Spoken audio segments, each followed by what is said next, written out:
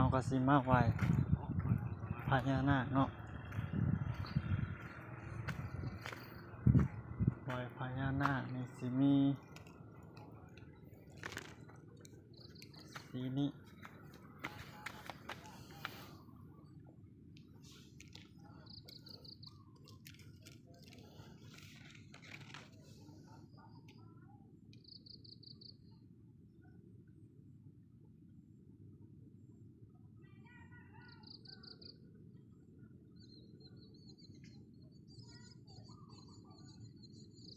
มาไหวคนเดียวเนาะก็สิยากเนี่ย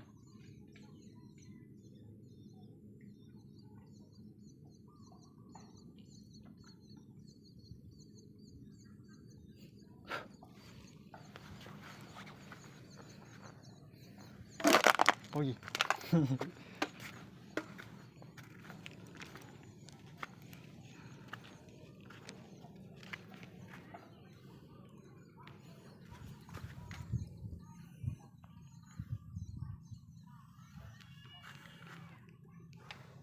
ขอวางโทรศัพท์เด้อ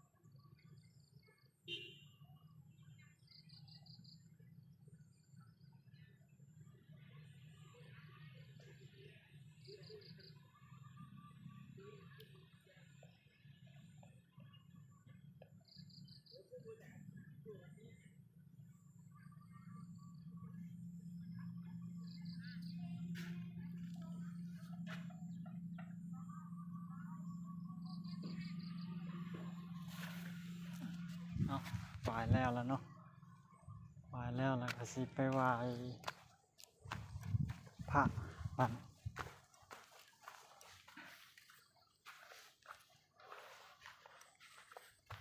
ไหวแล้วเฮาจังกลับมาถ่ายรูปเนาะ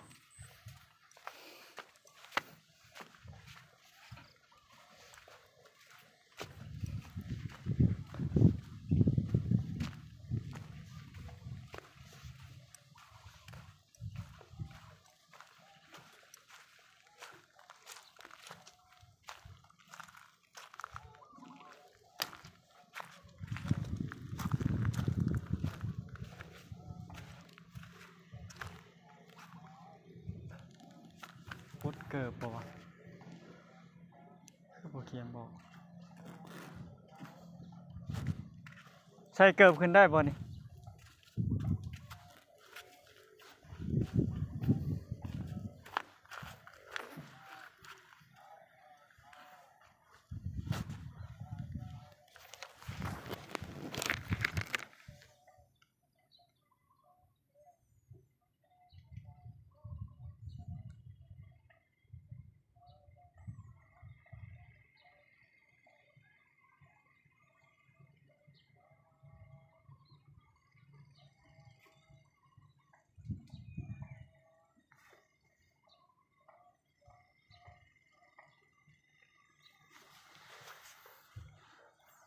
มันเราก็สิมาไหว้พระเนาะบ่มีผู้จับกล้องให้อีกรอบหนึงพระเพิ่น